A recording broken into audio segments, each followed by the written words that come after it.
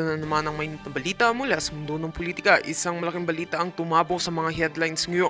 Sa isang controversial na insidente, iniulat na naaresto sa Australia si President Coutinho Norte Jr. at ang kanyang asawang si Lizette Smugs. Ang dalawa ay naharap ngayon sa mga seryosong paratang na may kaugnayan sa mga iligal na transaksyon sa mga kilalang drug lords. Narito ang buong detalye.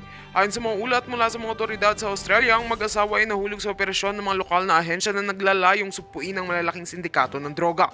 Sinabi ng mga otoridad na ang pangalan ni President Marcos ay lumabas sa isang malawakang investigasyon hinggil sa mga transaksyon ng mga drug lords na nakabase sa rehiyon. Sa investigasyon at hindi pa ibinubunyag na buong detalye ng kaso, ipinagkakaloob na ng mga otoridad ang opisyal na pahayag hinggil sa pagkakaaresto nila PBBM at Lizette Smugs na ayon sa mga saksi ay hindi inaasahan ng publiko. Ipinahayag ng ilang mga eksperto na posibleng may mataas na personalidad na kasangkot sa malaking operasyon ng droga at ang mga pangalan ng mga Marcos ay patuloy na nagiging sentro ng mga kontrobersiya sa international stage. Ayon sa isang legal expert, ang mga dokumentong natanggap natin ay nagpapakita ng koneksyon ng mga Marcos sa ilang mga transaksyon, ngunit mahirap pa rin magbigay ng final na conclusion. Ang mga kasong ito ay nangangailangan ng masusing investigasyon at dapat igalang ang due process upang matuloy ang kanilang papel sa nasabing insidente. Habang ang mga pangyayari ay patuloy na nagiging usap-usapan sa buong bansa, may mga lumalabas na mga reaksyon mula sa mga miyembro ng oposisyon. Ayon sa mga kritiko, ito ay isa na namang patunay ng mga maling gawain sa ilalim ng administrasyon ni PBBM. Gayunpaman, may mga nagsasabing ito ay bahagi lamang ng isang malisosyong propaganda laban sa kanilang pamilya. Samantala, ang mga taga-suporta naman ni President Marcos ay naghayag ng kanilang opinyon at nagsabing ang mga paratang ay walang basihan. Naniniwala silang ito ay isang pagsubok lamang na tatahakin ng pamilya Marcos upang patunayan ang kanilang integridad. Abangan ang mga susunod na detalye ukol sa kasong ito. Tinututukan pa rin ng mga otoridad ang investigasyon. Huwag nating palalampasin ng mga bagong impormasyon na ilalabas sa mga susunod na araw. At yan nga ang mga balitang ating pagkakatutukan, at kung bago ka pa lamang sa aking channel ay huwag kakalimutang mag-like, share and subscribe para updated ka sa mga bagong balita dito sa Tatak Pinas.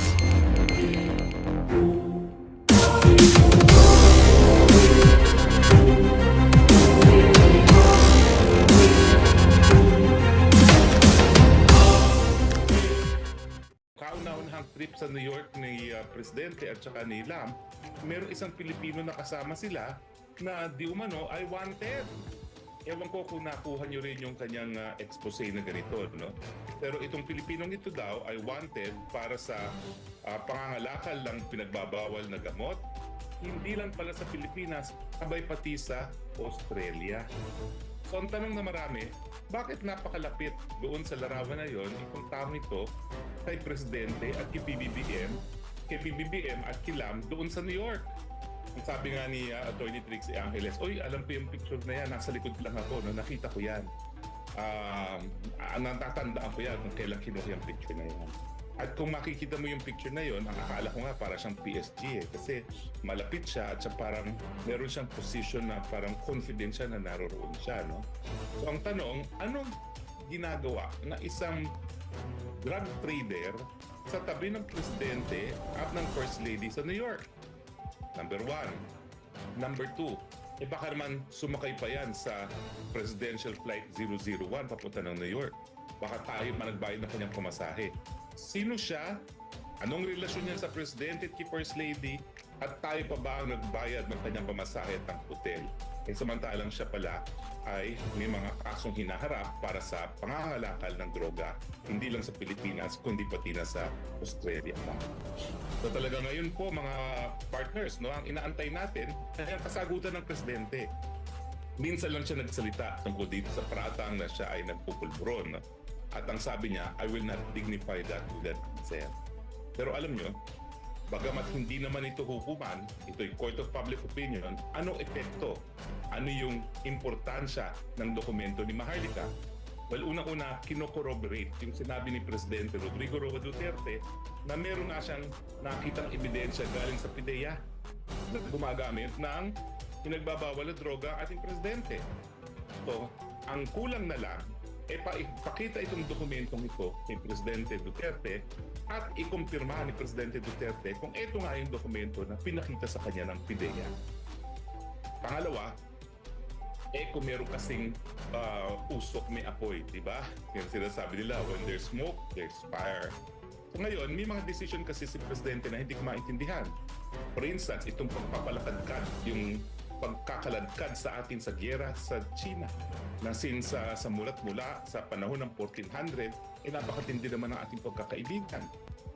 Bakit nagkakaroon ng ganitong hindi maintindihan na desisyon? Nasa tamang isipan ba ang ating Presidente? At ngayong may mga paratang na gumagamit siya ng pinagbabawal na gamot, baka naman tayo makaladkad sa gera habang nasa influensya ng pinagbabawal na gamot ng Presidente. Hindi ko sinasabi na yan nga po ang katotohanan. Pero nakasaad sa saligang batas na meron tayong karapatan sa impormasyon sa mga bagay-bagay na makaka-apekto sa ating pang-araw-araw na buhay. At siyempre, yung desisyon ng Presidente na wala sa tamang isipan na po pwedeng magresulta sa giyera at pagkamatay ng napakaraming Pilipino, yan po ay isang bagay na nakaka-apekto sa ating pang-araw-araw na buhay. So I think the President has to come clean. Hindi po pwedeng ilihis ang issue kahit anong gawin niya na problema ang West Philippine Sea, yung gutom pa rin ng tao ang mararamdaman at ang malalaman talaga nila ang tunay na problema ng taong bayan, yung kahirapan, yung pagtaas ng presyo ng bilihin, yung kakulungan ng trabaho at yung mababang mga sweldo. No? At in the end, wag naman sana na para makalimutan lang ang tunay na mga issue at kasama na nga yan, yung issue ng pulburon, ikakalagkarin niya tayo lahat sa aberya. Attorney, isa din po sa mga napansin, balikan lang natin yung dokumento na inilabas ni Maharlika, yung walang control number.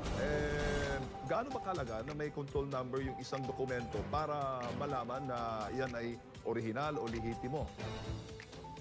Well, alam niyo po, pati sa hukuman, wala namang mga control number. Ang meron lang siguro case number, kung search warrant number, no? So, hindi ko maintindihan kung ano yung importansya ng control number kasi nga, sa rules of court, kapag dokumento pinag-uusapan, kinakailangan ipresenta lang ang original at ipresenta yung tao na pumirma para i-identify niya na pirma ko nga yan. So, yun lang po kinakailangan sa paper documents, no? So, ang sa akin naman is napaka-defensive naman PIDEA. Unang-una, sila ba yung mga nakaposisyon sa PIDEA nung panahon? Kaya di umano itong dokumentong ito ay ginawa. 2012, kung hindi ako nagkakamali itong dokumentong ito, no? So, ang dapat mga nagsasalita, yung mga nakaposisyon sa PIDEA nung 2012. Napakatagal na panahon na rin yan, no? Mahigit 10 taon na yan, 12 taon nang nakakalipas, no? At hindi natin alam, baka namang wala namang kamuwang-muwang yung mga PIDEA na nagsasalita ngayon, no? Kung ikukumpira mo sa mga PIDEA na naroon talaga sa katungkulan nila noong 2012. Pero alam nyo, pagtutugma ito sa sinabi ni dating Presidente Rodrigo Roa Duterte, ang sabi niya, nung siya ay mayor, 2012, mayor naman si Presidente, pinakitaan siya ng ebidensya, ibig sabihin, dokumento ito, na nagpapakita na yun nga po, na gumagamit na pinagbabawal na droga. Ito naman po, ay talagang kumbaga operation para hulihin on the act, naudlot nga lang. Bagamat tinago ni Maharlika yung pirma ng tao, tama lang yun ha. Kasi alam nyo, yung taong yun ngayon ang magpapatunay sa authenticity ng dokumentong ito. Abay kung nais itago ang katotohanan, ang gagawin na lang dyan, gugurgurin siya. Alam mo na, feeling ko si Maharlika, no? Siya ang responsable sa pagkakaroon ng mga bagong mga salita gaya ng gurgur. Ngayon, alam ng tao na kung ano ibig sabihin ng gurgur. So, kinakailangan talagang itago kung sino yung taong yan. Dahil yung mga tao na gustong itago ang katotohanan, ay nako, baka matepok yung taong yan. So ngayon, ang dapat sa PIDEA ay magkaroon sila ng tignan nila. Siguro dapat makipagtulungan. O di naman kaya si Maharlika na makipagtulungan na sino yung taong yun. Hanapin na natin kung sino yung taong yun. Hindi naman kinakailangan, otoridad pa maghanap dun sa taong yun. Pero may nakapirma dyan na taga-PIDEA, so madali natin malaman kung sino yung taong yan at panindigan niya kung pirma nga niya o lagda nga niya yung nandoon sa dokumento. May paliwanag naman si Maharlika doon sa tanong ni partner Jade kung mahalaga ba yung control, bakit walang control number. Ang sabi niya, during kasi na isinabmit yan para sa operation, kasi parang ano yun bago mag-operate, kumbaga hindi talaga nakapag-operate kasi hinarang na. Kung naituloy, yung mismong operasyon, malalagyan daw yan ng control number. Kaso nga lang, nung sinabit pa siguro yan, nabasa ng hindi binigyan ng go signal, kaya walang naging control number. At kung pagbabasehan mo naman yung pahayag ng PIDEA, ang sinabi naman doon na mga operation. Hindi nga natuloy yung operation. Kasi nga, hinarangan na. So, yun ang mga sinasabi ng dalawang panig, attorney. Well, ewan ko kung mapanggit si Maharlika kasi pagka ko lang nakita yung interview nyo, no? Atat na atat nga ako sumali doon sa usapin. Atat na atat din kayo makipag-usap sa kanya. Alam mo, tayo lang atang nagpakita ng interview kay Maharlika. Tayo lang, ang periodiko ang pumansin dyan. Pansinin nyo, mainstream media, tahimik. Samantalang newsworthy ito, no?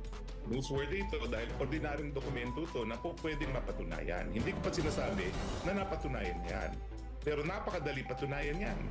At kapag yan ay katotohanan, ay talagang sa akin, yan ang mag-i-explain sa mga desisyon na hindi ko maintindihan na ginagawa ng ating presidente. Lalong-lalo na yung kanyang propensity team na balentong ng balentong, walang consistency sa kanyang mga pulisiya na sinasabi. Well, ewan ko kung nabanggit ni Maharlika kung sino ang humarang. Pero ito matter of fact lang. Yung mga pagkakataon na yun, alam natin na ang unang ginang ay kapartner ng dating executive secretary, mismo ni Presidente Noynoy Aquino, na nakaupo noong 2012. O, alam natin na nagkaroon ng gusot sa kanilang relasyon dahil nga dun sa vice presidential elections ng 2016 na maging katunggali sila. Pero ang balita ko nga pala mga partners, sabi ng aking mga balita, ang ating mga marites, balikan na raw sila ngayon. Friends na sila ulit. At syempre, pag ikaw na may naging law partner, ako naman ay 34 years na rin nagpa-practice at nagkaroon ng mga law partners, matindi talaga yung samahan na yan. So hindi ko lang alam kung sino talaga yung tao na nagpapigil ng raid. Pero definitely, hindi ko alam kung senador noon ang ating presidente. Alam niyo ba kung senador siya noong 2012? I-search natin kasi 2013 siya tumakbo bilang pangalawang pangulo. 2016 elections yun, di ba? 2016 siya. Oo, 2016 elections. So mukhang senador siya noon, no? Kasi nag-serve siya term as senator. So, kung 2016, siya ay tumakbo noong 2010 at siya ay naging senador ng mga panahon na yun. So anyway, may impluwensya rin siyempre isang nakaupong senador at siyempre malapit din ang kanyang pamilya doon sa dating nakaupo na executive secretary. So kung po ang mga dapat ngayon, ang sinasabi ko, hindi naman dapat paniwalaan kaagad-agaran. Siyempre, kinakailangan dumaan sa proseso para makita ang katotohanan. Pero hindi po pwedeng manahimik ang presidente mo. Hindi talaga po pwede. Kinakailangan na siyang mag-deny o mag-explain. Pero attorney, lumalakas dahil nga dito sa pagkakalabas nitong mga dokumentong ito, lumalakas yung panawagan na dapat magpa-drug test na ang Pangulo. Napakahirap ba magpa-drug test, attorney? Hindi kasi ginawa naman yan minsan Di ba nung siya ay naging kandidato, ginawa naman niya yung drug test. At dahil may ugong-ugong yung hari ng mga panahon na yun. Pero ngayon, mas importante magpa-drug test, no? At kung talagang gusto niyang matigil na itong issue nito, dapat ang drug test sa pamamagitan ng buhok. Kasi ang pagkakaintindi ko, ang pulburon madaling mawala sa bloodstream. Pero yan ay nananatili sa buhok. Para lang once and for all, matigil na itong mga ugong-ugong. Hindi mo kasi po pwede mabaliwala ang mga sinasabi ni Maharlika kasi alam ng lahat sa mulat-mula, siya ang pinakamalapit na loyalist vlogger kay PBBM. Alam ko yan nung ako'y presidential spokesperson at alam ko talaga yan. At lahat ng tao alam yan. Kaya nga minsan, dapat siguro sabihin na talaga ni Maharlika anong nangyari sa kanila at biglang nawala siya ng diskurso. Nagkaroon siya ng diskurso dito sa matagalan niyang tinataguyod na BBM. Attorney, pakinggan muna natin yung komento naman ng isa sa mga alter ego ni Pangulong Bongbong Marcos kaugnay naman sa pagkakasangkot ng huli sa issue ng illegal na droga. Naritong report ni MJ Mondijar. Nasanay ang buong mundo na magpalabas ng prank o di kaya magbiro tuwing Abril 1 o o mas kilala sa buong mundo bilang April Fool's Day. Pero ang political vlogger na si Maharlika hindi mabiro kahit April Fool's Day matapos magpalabas ng dalawang dokumentong nag-uugnay sa presidente ng Pilipinas sa paggamit ng iligal na droga. May tatak na confidential at logo ng Philippine Drug Enforcement Agency o PDEA ang mga ito. At ang target ng drug operation batay sa dokumento na may petsang March 11, 2012 ay si Pangulong Bongbong Marcos Jr. Nauna nang itinanggi ng PDEA ang authenticity ng mga dokumento at binalaan ng publiko na maaaring makagawa o makapag-reproduce ng mga dokumento ng gobyerno gamit ang AI o Artificial Intelligence. Kung si Interior Secretary Benher Abalos naman ang tatanungin, fake news na laman ng mga dokumento. Well, ganito lang. Huwag naman tayo maniniwala sa mga fake news, no? No less than PDEA nagsabi na hindi totoo ito. Kung minsan, it's so unfair eh. Alam mo, right now, ang daming lumalabas, no? Kahit na raw siya ay biktima ng fake news dahil minsan na rin siyang nadali ng identity theft. Kaya nga, ito lang sa amin, sa cybercrime. Ako mismo, nagdemanda ako eh. Nagdemanda ako sa Pangasinan sa mga gumagamit ng pangalan ko, ng boses ko. It's identity theft. Ang kaso pa nito ay hindi lamang identity theft, no, pati estafa pa dahil ang dami niyang hiningan. So yun ang mga sinasabi ko, pag-ingatan po natin, huwag tayo basta-basta kaagad maniniwala. Samantala, may payo naman ang dating Press Secretary na Marcos Jr. sa mga Pilipino sa drug issue na nauugnay na naman sa punong ehekutibo, lalo pat karapatan ng taong bayan na malaman ang estado ng kalusugan ng isang presidente at kung may kakayanan pa ba itong pamunuan ng bansa. Para sa akin, the next step is to inquire into the state of health of the president. Kasi if we are going to allege a crime and the crime is being committed now, that will require evidence. The evidence that Madam Maharlika is holding is evidence of previous drug use or a previous investigation on an inquiry into drug use. Para sa Diyos sa Pilipinas kung mahal, MJ Mondeja, SMNI News. Yan, attorney, masasabi mo daw sa komento ng DILG Secretary. Oo. Tama si DILG Secretary, wag dapat talagang paniwalaan ang lahat ng napapanood natin at naririnig. Pero dapat maintindihan din ni Secretary Benher Abalos kasi no less than a former president na may access sa intelligence na nagsabi na pinakitaan siya ng PDEA ng ebidensya. So, kung ikaw ay nag-iisip kung dapat paniwalaan o hindi, papasok sa isip mo, baka ito yung nakita nga ni Presidente. Diba? Una yan. Pangalawa nga, bakit yung denial parang mali eh? Yung denial, ginagamit na wala sa computer system. Wala naman tayong pinag-uusapan na electronic document na kinakailangan nakapasok sa isang computer system. Simple lang yan, papel. At ang papel, madaling nang mapatunayan sa pamamagitan ng original at saka yung tao na meron ganda doon. So, at pangatlo, ang lakas na kasi ng ugong-ugong. So, sabihin natin fake news yan, napakalakas ng ugong-ugong kasi syempre lahat tayo naaabala nga doon sa estado ng pag-iisip ng presidente. Lalo na ngayon na parang nasa aberya na ang buong Pilipinas at may posibilidad na mamamatay ang ating mga kababayan sa isang giyera na hindi natin maintindihan kung anong pinagsimulan. So, importante talaga na gaya ng sinabi ni dating Secretary Trixie Angeles na isiwalat kung ano yung estado ng kalusugan at kasama na rin dyan yung mental health ng ating presidente. No? So, tama po yan. Lahat po tayo nagiging biktima ng fake news. Ako nga, kahapon lang naging biktima ako ng fake news. Sinabi ko daw na may agreement tungkol sa ayungin, wala naman. Ang agreement ay tungkol sa kabuuan ng West Philippine Sea. Malinaw po yan. Pero, kahit ano naman ang marinig mo, kung meron ka namang mga iba't ibang basihan, kung paniwalaan o hindi, lalabas at lalabas naman yan. No?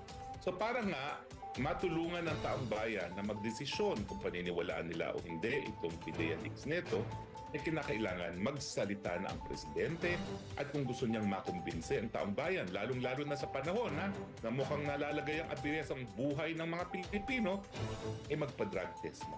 Dahil ang siyensya naman, hindi magsisinungaling.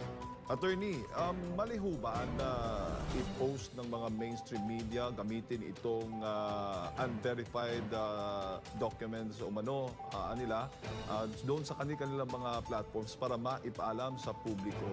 Dahil may ilan nga pong nag-post nito, parang nasindak at na dinilit. Ano ho ba yung tama ho ba dyan? Anong masasabi ninyo? Well, kapag sinabi mo na katotohanan na ito, mali yan. Pero kapag sinabi mo na di umano, may ganitong dokumento, yun na yun. Yun na yung caveat, no? Di umano. Hindi natin sinasabi na authentic na yan. Pero kapag papel nga lang ang pinag-uusapan, napakadali po ng authentication process.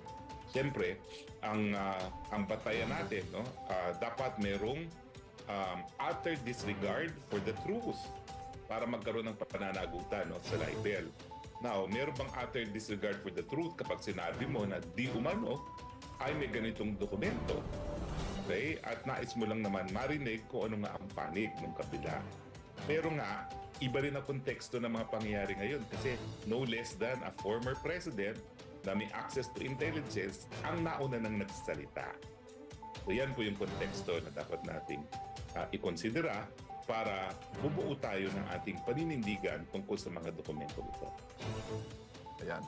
Attorney, dito sa pangyayaring ito, alam natin maraming mga supporter si dating Pangulong Rodrigo Duterte. So once na nabanggit niya yon, may possibility talaga na lalo pang magduda yung mga naniniwala kay Pangulong Duterte dito sa kasalukuyang administrasyon, lalo na dito kay Pangulong Bongbong Marcos, yung narinig nila yung issue na gumagamit daw ng illegal na droga ang presidente.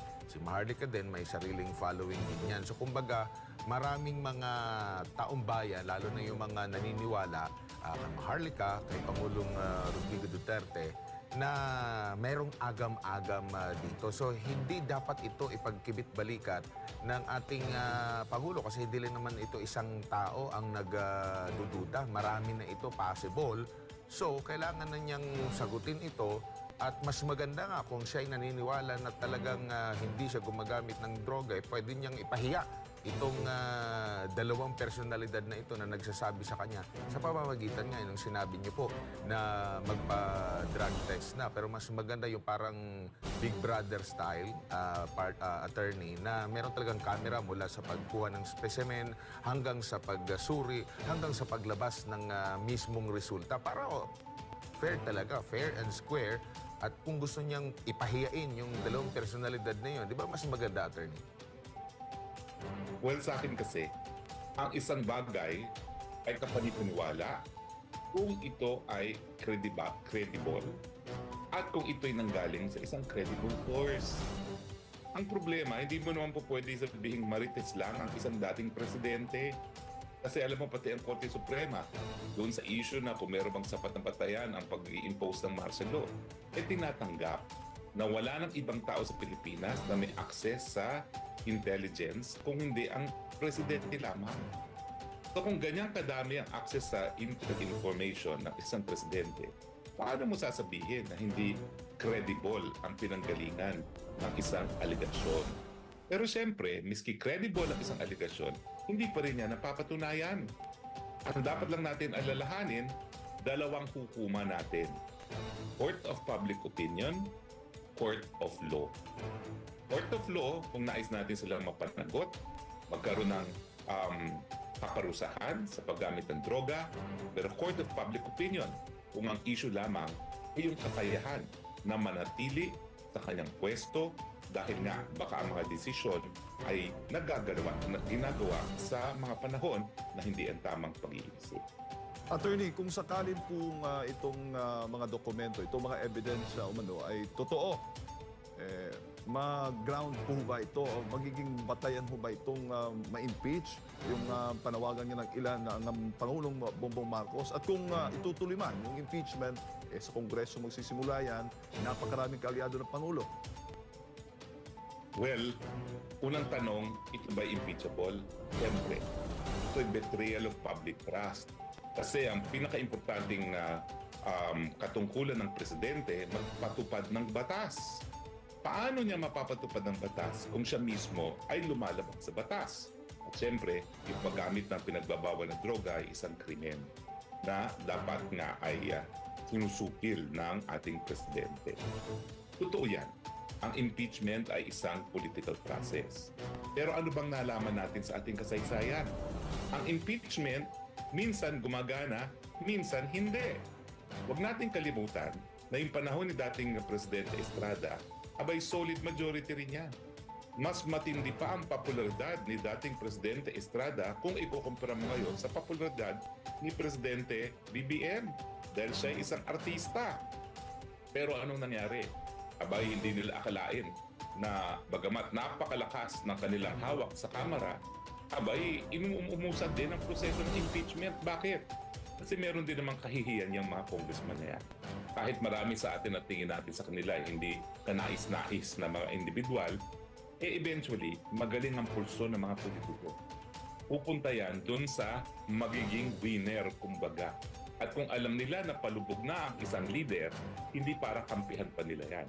Kung hindi sila susuporta sa impeachment, kasi ang assessment nila, tatagal pa.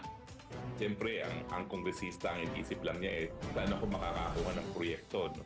So, susuporta siya doon sa makakabigay sa kanya ng proyekto.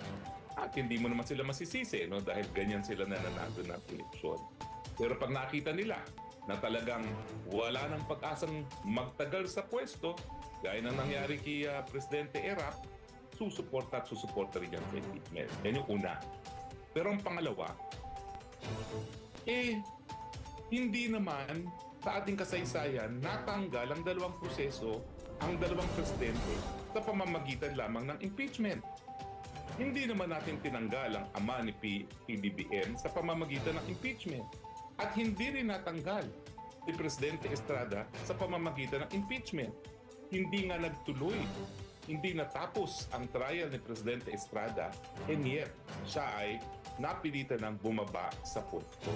At yan ang naging desisyon nga ng Korte Suprema nung nagdesisyon si Chief Justice Davide na i-administer ang oath of office kay dating Vice President at naging Presidente Gloria Macapagal-Arroyo. So hindi lamang sa impeachment natatanggal ang presidente na nawala na ng tiwala ang taong bayan. Yan ang legal na proseso.